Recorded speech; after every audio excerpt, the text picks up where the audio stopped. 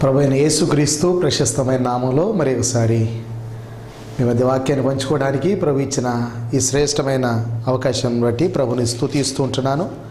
ప్రభునందు ప్రియులారా, మనం దేవుని వాక్యం ధ్యానించడం కొరకై ప్రభు మనల్ని ప్రేమించి సజీవులుగా ఉంచి మరి ఒక అవకాశం ప్రభు మనకి ఇచ్చారు. మనం దేవుని వాక్యాన్ని ధ్యానం చేద్దాం. బైబిల్ గ్రంథంలో నుండి కీర్తనల గ్రంథం 4వ కీర్తన 7వ చరణాన్ని మన ధ్యాన భాగంగా చదువుకుందాం. కీర్తనలు 4వ కీర్తన 7వ చరణం. వారి ధాన్య ద్రాక్షరసములు విస్తరించిన నాటి సంతోషము కంటే అధికమైన సంతోషము నీవు నా హృదయంలో పుట్టించితివి. మరలా చదువుతూ ఉంటున్నాను. వారి ధాన్య ద్రాక్షరసములు విస్తరించిన నాటి సంతోషము కంటే అధికమైన సంతోషం నీవు నా హృదయంలో పుట్టించితివి. చిన్న ప్రార్థన చేద్దాం ఈ వాక్య ధ్యానం కొరకై. ప్రేమ కలిగిన మా తండ్రి, మీ సహాయం కొరకు మీ పాదాల దగ్గరకు వస్తూ ఉంటున్నాం. మీరు మంచి బోధకుడు, మిమ్మల్ని మించిన బోధకులు ఈ లోకంలో ఎవరూ లేరు. మీ వాక్యంలో నుండి మీరు మాకు బోధించండి. మీ వాక్యం రెండంచులు కలిగిన ఖడ్గం కంటే వాడి అయినది. నాయన, చెప్పే నాకు వినే మీ పిల్లలకు కూడా మేలు కలుగునట్లుగా సహాయపడమని యేసయ్య నామములో ప్రార్థించి వేడుకొనుచున్నాం తండ్రి, ఆమేన్. ప్రభునందు ప్రియులారా, దేవుడు తన వాక్యాన్ని మన పాదములకు దీపంగాను మన త్రోవకు వెలుగుగాను ఇచ్చాడు. దేవుని వాక్యాన్ని మనం ధ్యానిస్తూ ఉంటున్నప్పుడు మన హృదయంలో గొప్ప నెమ్మది, సమాధానం కలుగుతూ ఉంటుంది. అందుకని బైబిల్లో వ్రాయబడి ఉన్నది, నీ ధర్మశాస్త్రము నాకు సంతోషమీ అని ఎడల. ఎప్పుడో నా శ్రమలో నేను కృంగి ఉండేవాడనే అని భక్తుడైన దావీదు పలికాడు. కనుక ఆ శ్రమలోనే నశించిపోయేవాడు దేవుని యొక్క ధర్మశాస్త్రం అతనికి ఆనందాన్ని ఇవ్వకపోతే. అంటే దేవుని యొక్క వాక్యం బాధల్లో కూడా మనకు నెమ్మదిని కలుగు చేసేది, ఇబ్బందుల్లో కూడా మనకు ఆనందాన్ని కలుగు చేసేది. నువ్వు ఏ పరిస్థితిలో ఉన్నావో నాకు తెలియదు, కానీ నువ్వు దేవుని వాక్యాన్ని వింటూ ఉండగా, ధ్యానిస్తూ ఉండగా దేవుడు నీ హృదయంలో గొప్ప నెమ్మదిని, సమాధానాన్ని కలుగు చేస్తాడని ప్రభునామలో మీకు జ్ఞాపకం చేస్తూ ఉంటున్నాను. ఈ 4వ కీర్తన మనం ఈ దినాన ధ్యానం చేస్తూ ఉంటున్నాం. ఈ 4వ కీర్తనలో 8 చరణాలు ఉన్నాయి. ఈ 8 చరణాలు 3 భాగాలుగా ఉన్నాయి. మొదటి భాగము, మొదటి చరణం అది దావీదు యొక్క ప్రార్థన. రెండవ భాగం 2 నుండి 4 చరణాలు దావీదు తన విరోధులకు బోధించడం, అది మనం చూస్తున్నాం. మూడవ భాగం 5 నుండి 8 చరణాలు దావీదునకు దేవుడు సంతోషాన్ని ఇవ్వడం అని. 3 విషయాలు ఈ కీర్తనలో వ్రాయబడ్డాయి. ఒకటి దావీదు ప్రార్థన, 2 దావీదు తన విరోధులకు బోధించడం, 3వది దేవుడు దావీదునకు సంతోషాన్ని ఇవ్వడం. ఈ 3 విషయాల్ని మనం ఈ దినాన జ్ఞాపకం చేసుకుంటున్నాం. మొట్టమొదటిగా దావీదు యొక్క ప్రార్థన గురించి మనం ఆలోచిద్దాం. మొదటి చరణం ఇలా ప్రారంభించబడి ఉన్నది, నా నీతికి ఆధారమగు దేవా అని ప్రారంభించాడు ఈ చరణాన్ని. ఈ కీర్తనకు పైన ప్రధాన గాయకునికి తంతివాద్యములతో పాడదగినది దావీదు కీర్తన అని పైన చిన్న అక్షరాలతో ఆ పరిచయాన్ని మనం చూస్తూ ఉంటున్నాం. తంతివాద్యములతో పాడదగినది అని అంటే కీర్తనలన్నీ కూడా పాటలుగా రచించబడినవి. యూదులు వారు పాడుకునేవారు, అందుకనే మనం కీర్తన అన్నాము, చరణము అనే పదాన్ని వాడుతూ వచ్చాం. కనుక ఈ కీర్తనలు రకరకాల రాగాలతో రాయబడ్డాయి, రకరకాల వాయిద్యాలతో వాయించడానికి సరిపోయినవిగా అవి రచించబడ్డాయి. అయితే ఈ కీర్తనలు 150 కీర్తనలు ఉన్నాయి. ఇవన్నీ దావీదు రాసినవి కావు. ఇంచుమించు 73 కీర్తనలు దావీదు రాశాడు. మిగతావి ఆసాపు, కోరో కుమారులు, ఎదూతోను, మోషే, సొలొమోను ఇలాంటి వారు రాసినటువంటి కీర్తనలు ఉన్నాయి. అయితే బైబిల్లో మనం చూసినప్పుడు దావీదు ఎక్కువగా రాశాడు కనుక దావీదు కీర్తనలు అనేవి అనడం అనేది వాడుక. సరే, ఏదన్నా కానివ్వండి, దావీదు ఎక్కువ కీర్తనలు రాశాడు. దావీదు రాసిన కీర్తనలో విజ్ఞాపనకు సంబంధించిన కీర్తనలు ఉన్నాయి, సాధారణ ప్రార్థనకు సంబంధించిన కీర్తనలు ఉన్నాయి, స్తుతికి సంబంధించిన కీర్తనలు ఉన్నాయి, ఆ తర్వాత హెచ్చరికకు సంబంధించిన కీర్తనలు ఉన్నాయి, వ్యక్తిగత పరిశీలనకు సంబంధించిన కీర్తనలు ఉన్నాయి, ఆరాధన సంబంధమైన కీర్తనలు ఉన్నాయి. మనం ఈ కీర్తన మనం చూస్తూ ఉంటే దావీదు కీర్తన అన్నాడు. దీన్ని ఈవినింగ్ ప్రేయర్ అంటారు, సాయంకాల ప్రార్థన అని అంటారు. సాయంకాల ప్రార్థన అని అంటే ఈ యూదులు ఉదయము, మధ్యాహ్నము, సాయంకాలం దినానికి ముమ్మారు వారు ప్రార్థన చేసేవారు. కనుక సాయంకాలపు ప్రార్థనలో వారు ఎక్కువగా ఇటువంటి కీర్తనలు జ్ఞాపకం చేసుకునేవారు. అందుకని దీన్ని ఈవినింగ్ ప్రేయర్, సాయంకాల ప్రార్థన అంటారు. అంటే పడుకోక మునుపు ఈ కీర్తన వారు బహుశా జ్ఞాపకం చేసుకునేవారేమో, అందుకని ఈవినింగ్ ప్రేయర్ అంటారు. ఇందులో దావీదు ఎలా ప్రారంభించాడు అంటే, నా నీతికి ఆధారమగు దేవా అని ప్రారంభించాడు. దేవుడు మన భక్తికి మన నీతికి ఆధారం దేవుడే అనేది మనకు అర్థమవుతుంది. మనం నీతిమంతులుగా తీర్చబడ్డామంటే దేవుని కృప ద్వారానే, మన భక్తిపరులుగా చేయబడ్డామంటే దేవుని కృప ద్వారానే, మనం నీతిగా బ్రతుకుతున్నాము అని అంటే దానికి కూడా దేవుడే కారకుడు. మన నీతికి మన భక్తికి ఆధారము దేవుడే అని బైబిల్ మనకు తెలియజేస్తా ఉన్నది. వాస్తవంగా నిలవబడడం అనేది మన వల్ల కాదు, కానీ మనల్ని భక్తిలో నీతిలో నిలవబెట్టిన వాడు ఆయనే. ఎలా నిలవబెట్టాడు అని అంటే, మన చేతిని ఆయనకి ఇచ్చాం, ఆయన మన చేతిని పట్టుకున్నాడు, ఆయన నిలవబెట్టాడు. బైబిల్లో హోషేయ గ్రంథంలో చూస్తాం, ఇజ్రాయేలును చెయ్యి పట్టుకొని నడక నేర్పిన వాడును నేనే, ఎఫ్రాయిమునకు చెయ్యి పట్టుకొని నడక నేర్పిన వాడు నేనే అని అన్నాడు. ఎఫ్రాయిమున చెయ్యి పట్టుకొని నడక నేర్పినవాడు. అలాగనే మన ప్రభు అయిన యేసుక్రీస్తుని ఎప్పుడైతే అంగీకరించామో అప్పుడు ఆయన చేతిలో మనం చేయి వేసినప్పుడు మనం పడిపోకుండా తొట్టిల్లకుండా ఆయన మనల్ని కాపాడేవాడని బైబిల్ గ్రంథంలో చూస్తూ ఉంటున్నాం. యోధా పత్రికలో చివరి గ్రంథమేమో ప్రకటన గ్రంథం, దానికి ముందు ఒకే ఒక అధ్యాయం 24-25 వచనాలు. తొట్టిల్లకుండా మిమ్మల్ని కాపాడుటకును తన మహిమ ఎదుట ఆనందముతో మిమ్మల్ని నిర్దోషులుగా నిలవబెట్టుటకును శక్తిగల మన రక్షకుడైన అద్వితీయ దేవునికి అని అన్నాడు. చూడండి, తొట్టిల్లకుండా మనలను కాపాడడానికి, తన మహిమ ఎదుట ఆనందముతో మళ్ళా నిర్దోషులుగా నిలవబెట్టడానికి శక్తి కలిగిన వాడు ఆయన అనే మాట మనం చూస్తూ ఉంటున్నాం. కానీ యేసుప్రభుని అంగీకరించాక నిలవబడతామా నిలవబడలేమా అనే సందేహం కలిగిన వారు చాలామంది ఉన్నారు. కానీ ఇప్పుడే బాప్తిస్మం పొందితే నిలవబడటం కష్టమేమో అనుకునేవారు ఉన్నారు, అలాగ అనేవారు కూడా ఉన్నారు. కానీ బైబిల్ చెప్తుంది, మనం తొట్టిల్లు కూడా మనం కాపాడడానికి మనకు శక్తి కలిగిన రక్షకుడు ఉన్నాడు.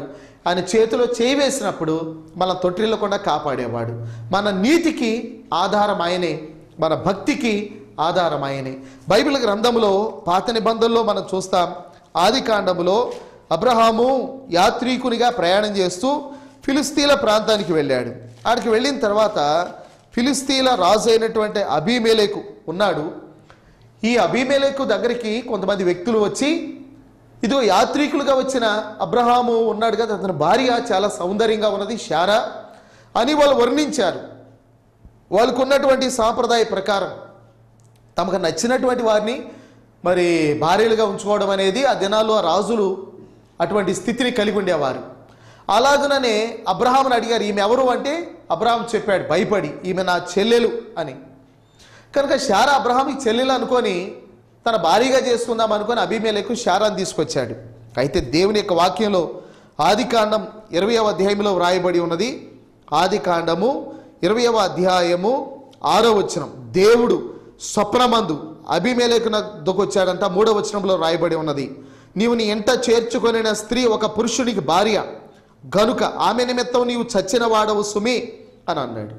అన్నాక అబీమెలెకు దేవునితో మాట్లాడుతూ, ఇటు నీతిగల జనాన్ని నువ్వు నశింపజేస్తావా అని బ్రతిమలాడి, ఈమె నా చెల్లెలని అతడు చెప్పాడు కనుక నేను తీసుకొచ్చాను ప్రభు అని చెప్పిన తర్వాత, నేను ఏ దోషం చేయలేదు, ఏ నేరం చేయలేదు, యథార్థ హృదయంతో ఈ పని చేశానని అబీమెలెకు అన్నాక 6వ వచనములో, అందుకు దేవుడు, అవును యథార్థ హృదయముతో దీన్ని చేసితివి గను అని నేను ఎరుగుదును, మరియు నీవు నాకు విరోధముగా పాపము చేయకుండా నేను నిన్ను అడ్డగించి తిని అన్నాడు. నీవు నాకు విరోధంగా పాపం చేయకుండా నేను నిన్ను అడ్డగించి తిని. మనం గనక యథార్థంగా దేవుని నమ్మి యథార్థంగా దేవుని వెంబడిస్తూ ఉంటే ఏ పాపము చేయకుండా ఆయన మనల్ని అద్భుతంగా కాపాడగలడు. మన నీతికి ఆధారం దేవుడే, మనం భయపడాల్సిన పని లేదు. మన యథార్థ హృదయంతో దేవుని ప్రేమించి వెంబడిస్తూ ఉంటే మనం తొట్టిల్లకుండా మన ప్రభు మనల్ని అద్భుతంగా కాపాడగలడు. అందుకనే దావీదు అన్నాడు, నా నీతికి ఆధారమగు దేవా నేను మొరపెట్టినప్పుడు నాకు ఉత్తరమిమ్ము అనే మాట వాడుతూ వచ్చాడు. ఆ తర్వాత క్రింద లైన్లో ఏమన్నాడంటే, ఇరుకులో నాకు విశాలత కలుగు చేసిన వాడవు నీవే అనే మాట వాడాడు. ఇరుకులో నాకు విశాలతను కలుగు చేసిన వాడు నీవే. దావీదు తన జీవితంలో ఇరుకులు, ఇబ్బందులు, శోధనలు, కష్టాలు, శ్రమలు, నిందలు ఎన్నో భరించాడు. కనుక దేవుడు ఇరుకులో విశాలతను కలుగు చేశాడు. ఎంత అద్భుతమైన మాట. మన జీవితాల్లో కూడా ఎలాంటి ఇరుకులున్నా ఇబ్బందులున్నా ఆయన విశాలతను కలుగు చేయగలిగిన వాడు. ఆయనకు మొర్రపెట్టినప్పుడు ఇరుకులో విశాలతను కలుగు చేసేవాడని బైబిల్ గ్రంథంలో మనం చూస్తూ ఉంటున్నాం. ప్రభు నమ్మదగిన వాడు, దావీదుకు చేసిన దేవుడు మనకు కూడా చేయడానికి సమర్థుడైన దేవుడు. దావీదు నీతికి ఏ దేవుడు ఆధారమో మన నీతికి అదే దేవుడు ఆధారం. దావీదుని ఇరుకులో నుండి విశాలతలోనికి ఏ దేవుడు నడిపించాడో అదే దేవుడు మనల్ని కూడా నడిపించడానికి సమర్థుడు అనే విషయాన్ని నేను మీకు జ్ఞాపకం చేస్తూ ఉంటున్నాను. ఒకవేళ నీ జీవితంలో ఎటువంటి ఇరుకులు ఇబ్బందులు ఎదుర్కొన్నావో నాకు తెలియదు, కానీ నువ్వు ఆయనకు మొరపెట్టినప్పుడు నీ ఇరుకుల్లో నుండి విశాలతలోనికి ఆయన నడిపించేవాడని బైబిల్ చాలా అద్భుతంగా ఈ సత్యాన్ని బోధిస్తూ ఉన్నది. కనుక దావీదు అంటున్నాడు, ఇరుకులో నాకు విశాలత కలుగు చేసిన వాడు నీవే, నన్ను కరుణించి నా ప్రార్థన అంగీకరించు. అంటే గతంలో ఎన్నో ఇరుకుల్లో కూడా నన్ను నడిపించి విశాలతలోనికి నడిపించావు, ఇప్పుడు మరలా నేను ఇబ్బందుల్లో ఉన్నాను, దయచేసి నన్ను కరుణించు అని దావీదు అడగడం అనేది బైబిల్లో చూస్తూ ఉంటున్నాం. కనుక దావీదు దేవునికి ప్రార్థన చేయటం అనేది అప్పుడెప్పుడో జరిగిన విషయం కాదు, తన జీవితకాలం అంతా జరుగుతూ ఉన్న విషయం. ప్రార్థన అనేది అనుదినపు అలవాటుగా మారాలి.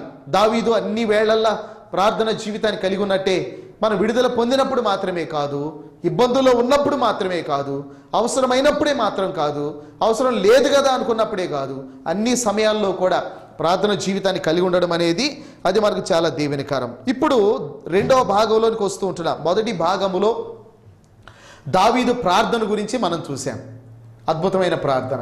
ఇప్పుడు రెండవ భాగంలోనికి వస్తూ ఉంటాం. రెండవ భాగంలో దావీదుకి కొంతమంది విరోధులు ఉన్నారు, వారికి దావీదు బోధిస్తూ ఉన్నాడు, వారితో మాట్లాడుతూ ఉన్నాడు.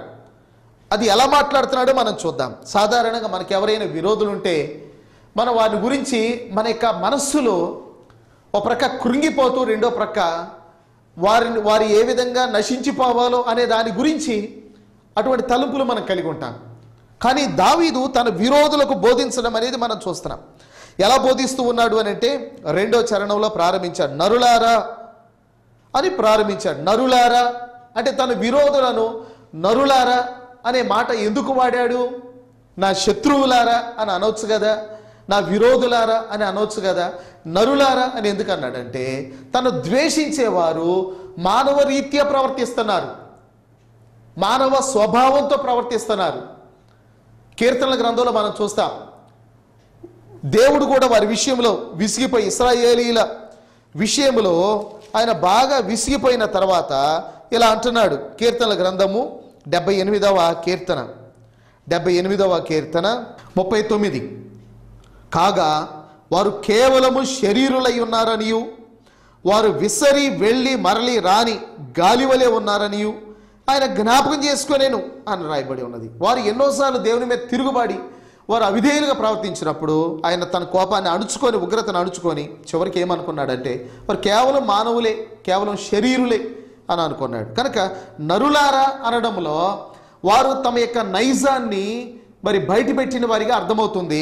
కనుక వారికి ఉన్న పాపపు నేచర్ని, ఆ స్వభావాన్ని బట్టి వారు ప్రవర్తిస్తున్నారు కనుక నరులారా అని పిలుస్తూ ఉన్నాడు. ఎంతకాలము నా గౌరవమును అవమానముగా మార్చేదరు అంటే వాళ్ళు ఏం చేస్తూ ఉన్నారంటే దావీదు యొక్క గౌరవాన్ని అవమానంగా మారుస్తూ ఉంటున్నారు. దావీదికి అవమానం కలగాలి, నిందలు కలగాలి అన్నట్టుగా దావీదు యొక్క గౌరవాన్ని అవమానంగా మారుస్తూ ఉంటున్నారు.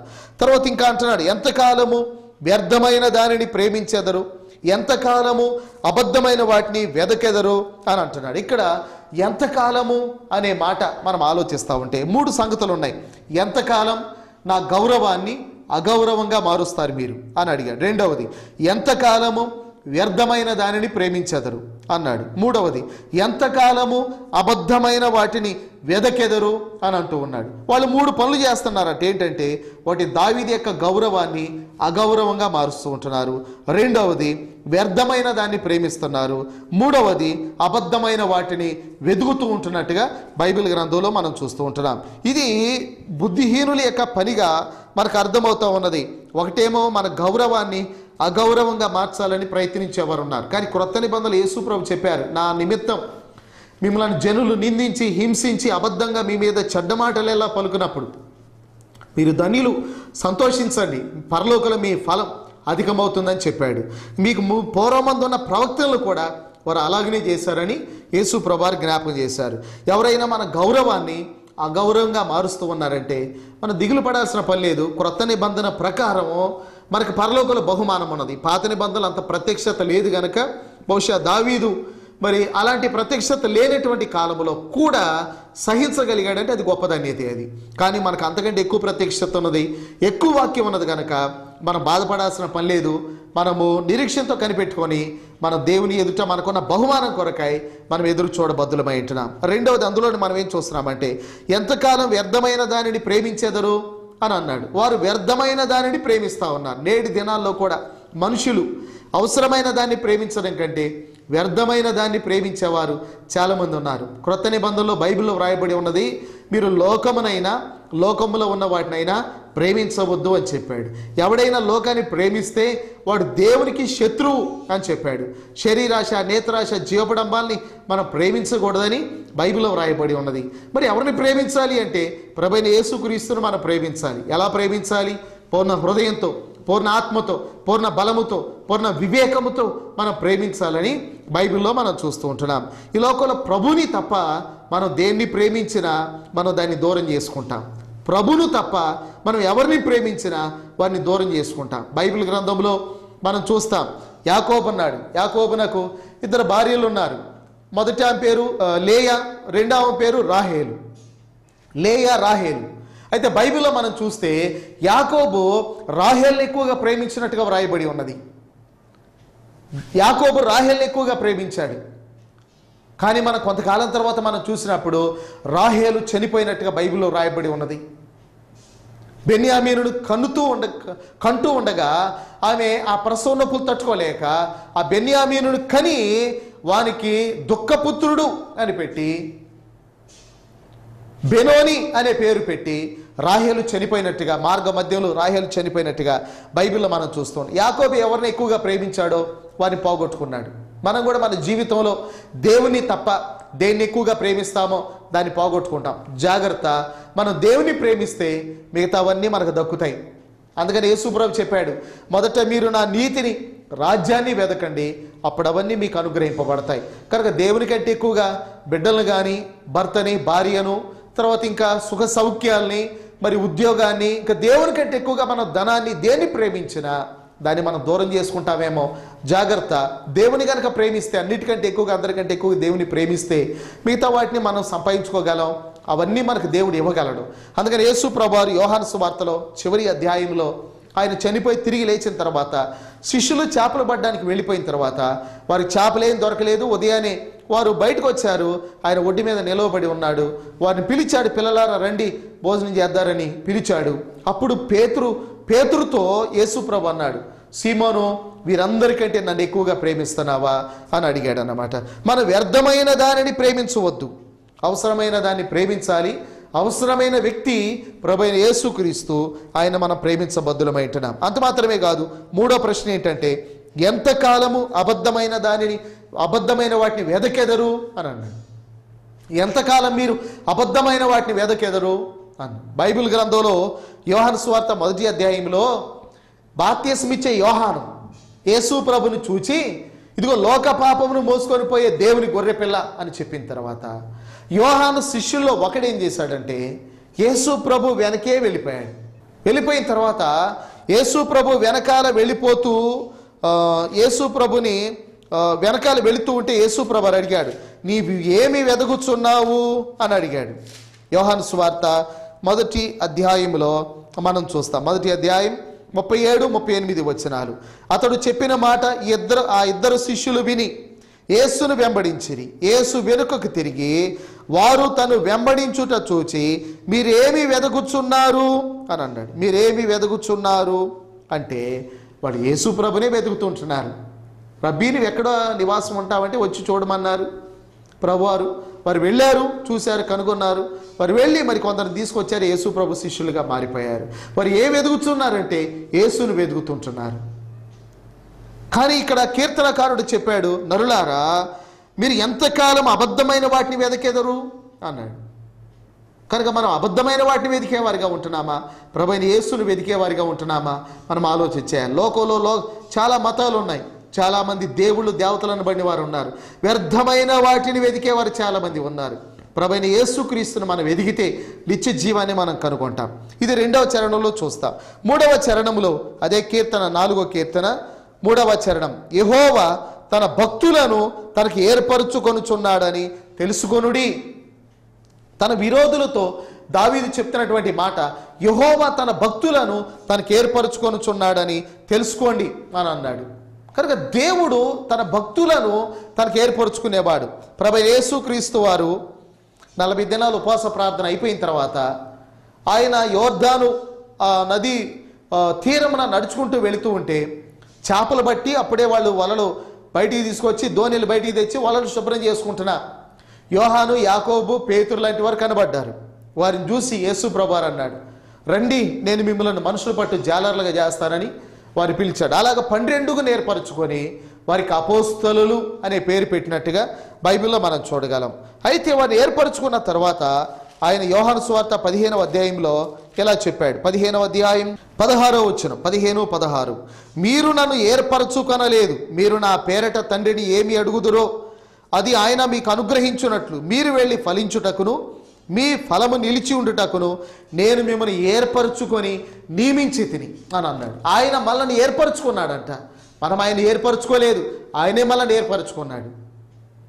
జక్కయ్య త్వరగా దిగు, నేడు నేను నీ ఇంట ఉండవలసి ఉన్నది అని చెప్పి జక్కయ్య ఇంటిలోనికి వెళ్ళిపోయినట్టే ఆయన మన హృదయంలోనికి కూడా వచ్చాడు. ఆయన మనల్ని ఏర్పరచుకున్నాడు.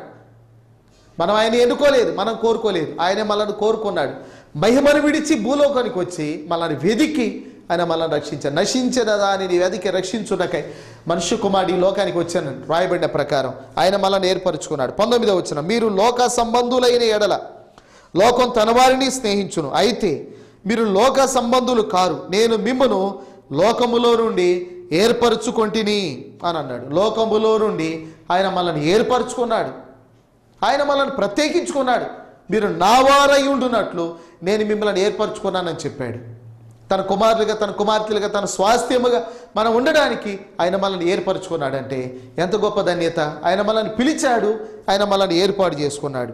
యెహోవా తన భక్తులను తనకు ఏర్పరచుకొనుచున్నాడని తెలుసుకొనుడి అని రాయబడి ఉన్నది.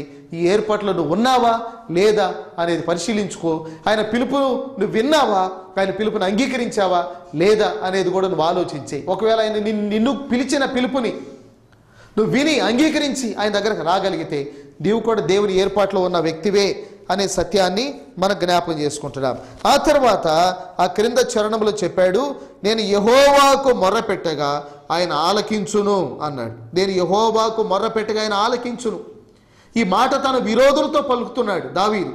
నేను యెహోవాకు మొర్రపెడితే ఆయన ఆలకిస్తాడు. షడ్రక్, మేషక్, అబేద్నెగోలు గనక బబులోను రాజు అయినటువంటి చక్రవర్తి అయిన నెబుకద్నెజరుతో పలికినట్లు, మా దేవుడు మండుచున్న అగ్నిగుండములో నుండి తప్పించి రక్షించుటకు సమర్థుడని పలికినట్టు ఈ దావీదు తన విరోధులతో చెప్తున్నాడు. ఏమంటాడంటే, నేను యెహోవాకు మొర్రపెట్టగా ఆయన ఆలకించును అని వారితో చెప్తూ ఉంటున్నాడు. కనుక దావీదుకి ఎంత కాన్ఫిడెన్స్ ఉన్నది, ఎంత నమ్మకం ఉన్నది. తాను దేవునికి మొరపెడితే దేవుడు తన ప్రార్థన వింటాడని ఇటువంటి నమ్మకం నీకు నాకు ఉన్నదా అనేది మనం పరిశీలన చేసుకోవాలి. 4వ చరణంలో మనం చూస్తే భయము నొంది పాపము చేయకుడి అని అన్నాడు. వారిని హెచ్చరిస్తూ ఉన్నాడు, మీరు భయము నొంది పాపం చేయకుడి. అంటే ఒక వ్యక్తి పాపానికి దూరంగా ఉండాలంటే ఆ వ్యక్తికి దేవుని గురించినటువంటి భయము అనేది ఉండాలి. నేడు దినాల్లో మనుషులు భయము లేని వారిగా ఉంటున్నారు. అందుకని విచ్చలవిడి పాపంలో బ్రతుకుతున్న వారు అనేకులు ఉన్నారు. తమకు నచ్చిన విధంగా, తమకు తోచిన విధంగా, తమకు అనిపించిన విధంగా, తమకు ఇష్టానుసారమైన మార్గాల్లోనికి వెళ్ళేవారు అనేకులు ఉన్నారు. కనుక మార్గము తప్పి తిరుగు చుక్కల్లాగా తమకిష్టమైనటువంటి మార్గాల్లోనికి భయము లేకుండా ప్రవర్తించేవారు చాలామంది ఉన్నారు. భయము నొంది పాపము చేయకుడి అన్నాడు. అంటే ఏంటి భయము అని అంటే, పాపము వల్ల వచ్చే జీతం మరణం అని బైబిల్ చెప్తుంది. ఒక వ్యక్తి పాపం చేస్తే తన ఒడిలో నిప్పులుంచుకున్నట్టే అని సామెతల్లో మరి జ్ఞాని అయిన సొలొమోను చెప్పాడు. పాపం ఎంత భయంకరమైందనంటే అది మానవుని నిత్య నరకానికి తీసుకువెళ్ళింది. కనుక భయము నొంది పాపం చేయకూడి అన్నాడు. పాత నిబంధనలో మనం చూస్తాం. ఆదికాండము 39వ అధ్యాయంలో యోసేపు ఐగుప్తు దేశానికి బానిసగా వెళ్ళిపోయాడు, అమ్మివేయబడ్డాడు. యోసేపు బానిసగా అమ్మివేయబడినప్పుడు పోతీఫర్ అనే వ్యక్తి యోసేపును కొనుక్కున్నాడు, తన ఇంట్లో పనివానిగా పెట్టుకున్నాడు. యోసేపుకు దేవుడు తోడై ఉన్నాడు కనుక యోసేపు చేతిలో ప్రతి పని వర్ధిల్లుతూ ఉన్నది. అయితే సాతానుడు కుయుక్తి చేత సాతాను ఏం చేశాడంటే పోతీఫర్ భార్యలో ప్రవేశించి యోసేపును శోధించడానికి ప్రయత్నం చేశాడు. పోతీఫర్ భార్య అనేక సంవత్సరాలు యోసేపు ఆ ఇంట్లో ఉన్నంత వరకు పాపం చేయడానికి ప్రేరేపించినట్టుగా మనం చూడగలం. ఒకసారి ఒంటరిగా దొరికినప్పుడు యోసేపు యొక్క అంగీ పట్టుకొనగా యోసేపు తన వస్త్రాన్ని విడిచి బయటకు పారిపోయాడు. ఆయన ఒక మాట అంటాడు, ఇంత ఘోరమైన పాపాన్ని నేను కట్టుకొని దేవునికి విరోధంగా నేను ఎలా పాపం చేస్తానని.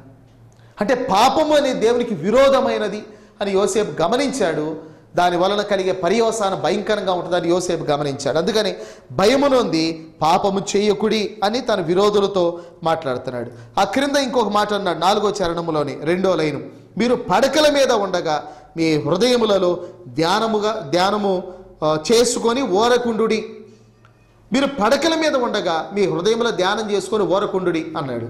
కనుక ఎందుకు ఈ మాట పలికాడు అని అంటే మీకా గ్రంథము 2వ అధ్యాయము 2వ వచనం, మంచముల మీద పరుండి మోసపు క్రియలు యోచించుచు దుష్కార్యములు చేయి వారికి శ్రమ అన్నాడు. మంచముల మీద పరుండి మోసపు క్రియలు యోచించుచు దుష్కార్యములు చేయి వారికి శ్రమ, అలాగూ చేయుట వారి స్వాధీనములో ఉన్నది కనుక వారు ప్రొద్దు పడవగానే చేయుదురు అన్నాడు.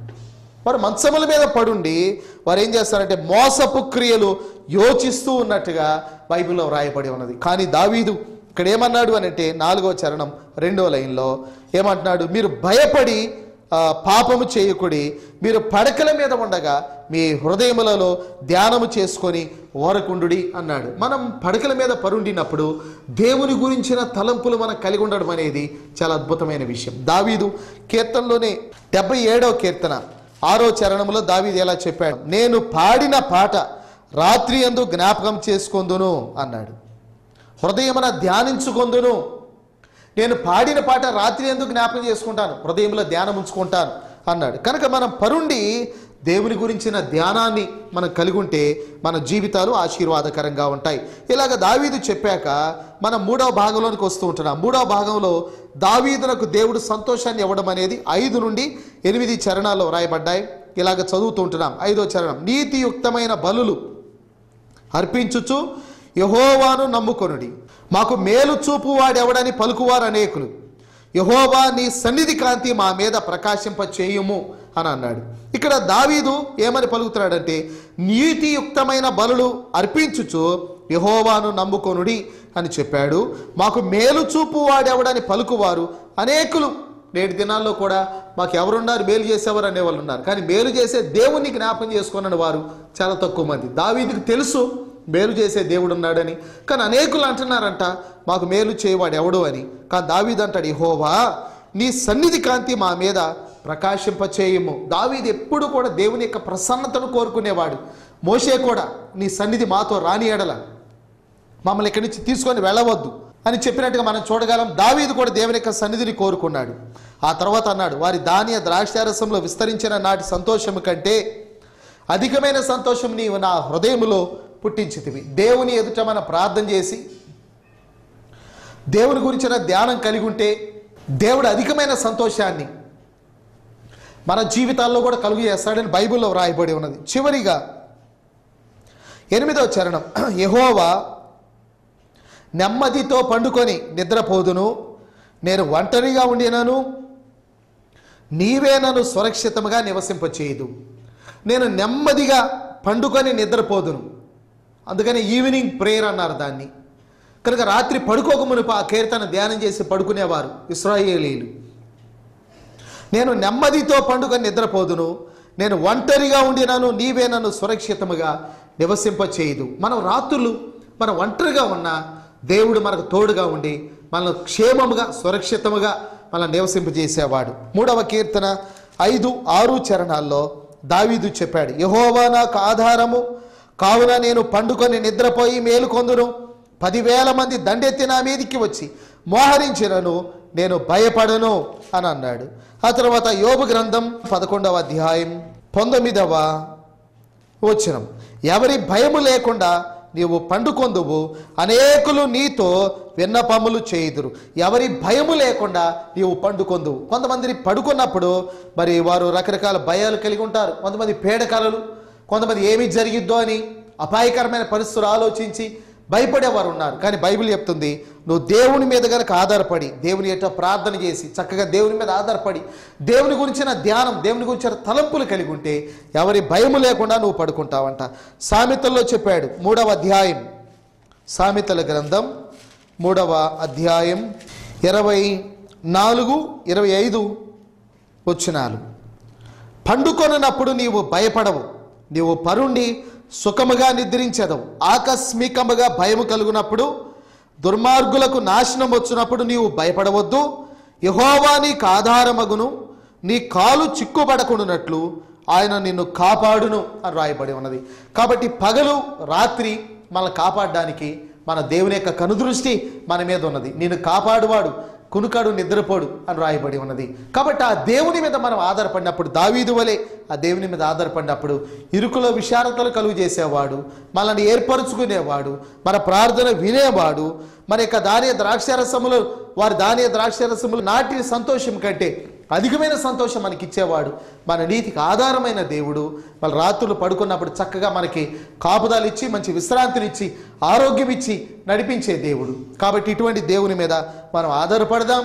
ఆయన సహాయం కొరకై ప్రార్థన చేద్దాం.